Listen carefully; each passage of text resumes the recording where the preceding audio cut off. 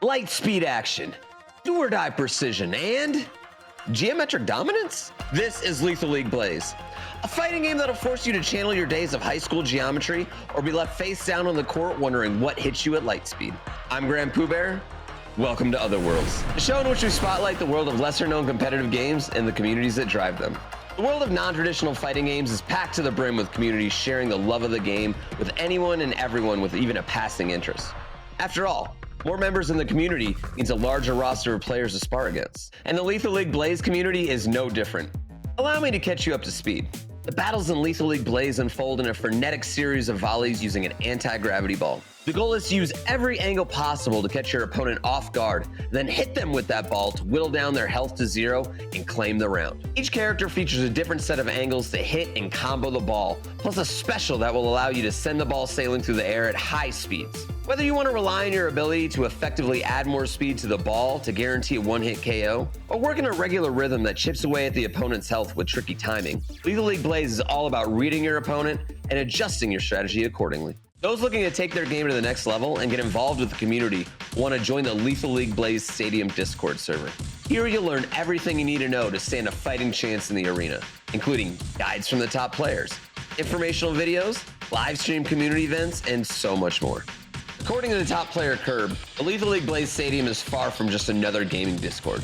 They believe it's responsible for reigniting the passion among the community as a whole, uniting scattered Lethal League Blaze Discord communities into one spot, while sharing the love of the game with new players to keep the community populated with new combatants.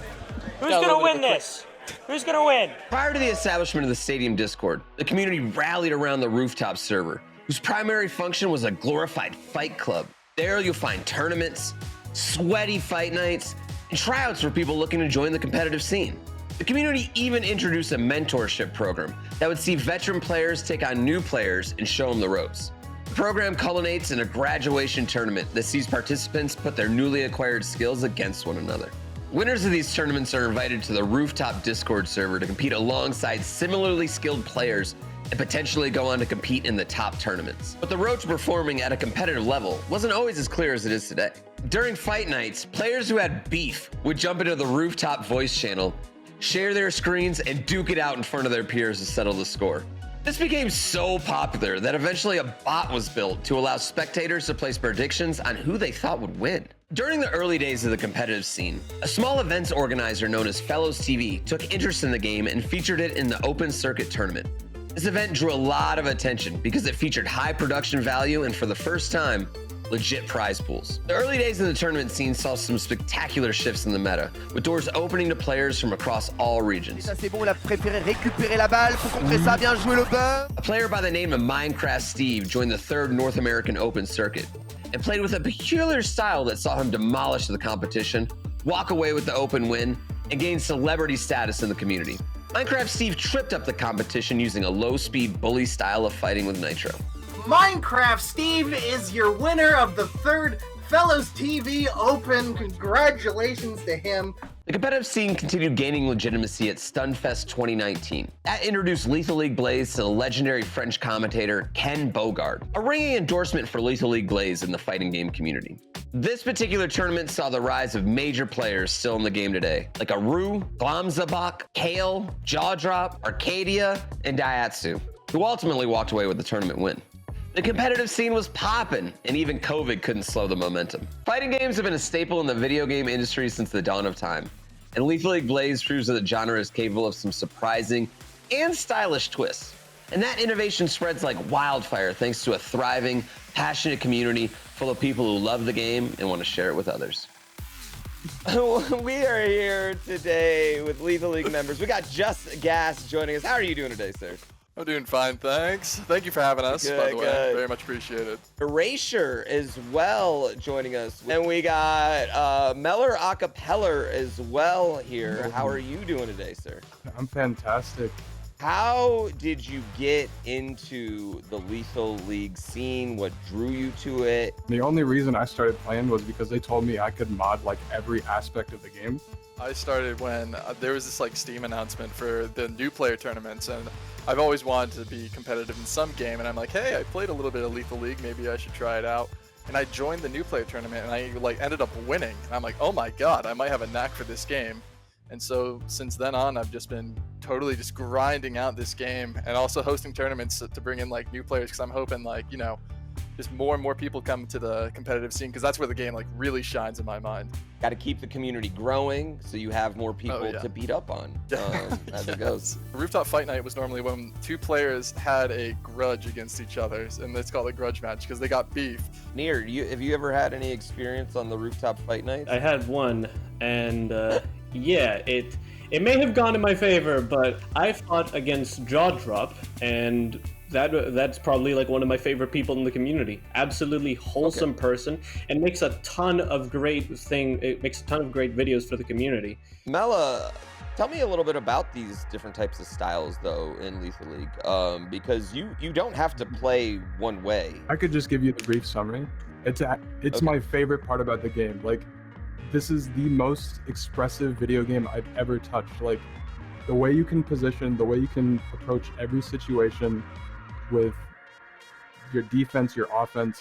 It's like it feels like there's an infinite number of options, especially with the movement. One of my biggest motivations was seeing the best player in the world, B3, just go completely in and like all aggressive, all out on his opponent. And I'm like, you know what? That sounds like a fun way to play. And that's the way I play now. Or you could be like Near, where he takes like a slow, methodical approach to the game. And I know a lot of players who love doing that too. Near, what's like some of the skills that separate some of the top players then? If you have the dedication, you can definitely take your play style and go to the very top. Or the top three are very, very solid right now. They're like, there's a good gap. It's Gas, Cooking Tiger, and as per mentioned, B3. Those three players work so much harder. Shaded Mela right there. Mela is feeling the shade. What a lot of players do is they have a set strategy in mind. And when you have a set strategy, if your opponent sees that set strategy, well, you're gonna lose. It's that simple. What separates Lethal League Blaze from other fighting games? When I play traditional fighters, it feels like there's always like one or two correct options. In Blaze, it feels like there's 30 that you can choose from. Right now, with the mechanics of the game, what is kind of the meta or like key strats, or is it kind of just an open meta where there's tons of different entirely open? Yeah. The only meta that I could like even begin to describe for you is that people don't pick the worst characters in the game and then finish top 8. That's kind of all I can say. Y'all are friendly, but there's a level of you want to beat each other still all the time. Oh, absolutely. Absolutely. Yeah. All right, so yeah, Near's gonna be a little embarrassed for us, but the Lethal League tradition, whenever someone wins a big multi-$1,000 tourney, they have to eat an onion.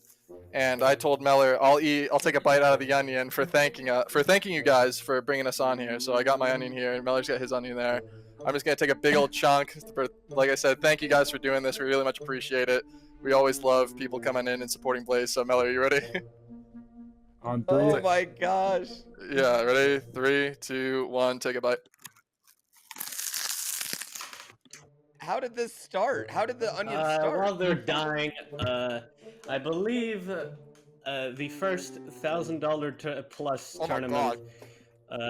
IMT, a pretty valuable community member, dared Bitnix, if he wins, he'd eat an onion. I believe that's how it started. I hope you guys don't live with your significant other at all right now. If you do, I feel bad for him. I'm GrandPOOBear, and that was Lethal League Blaze. Be sure to check out our next episode of Otherworlds by clicking that subscribe button up top.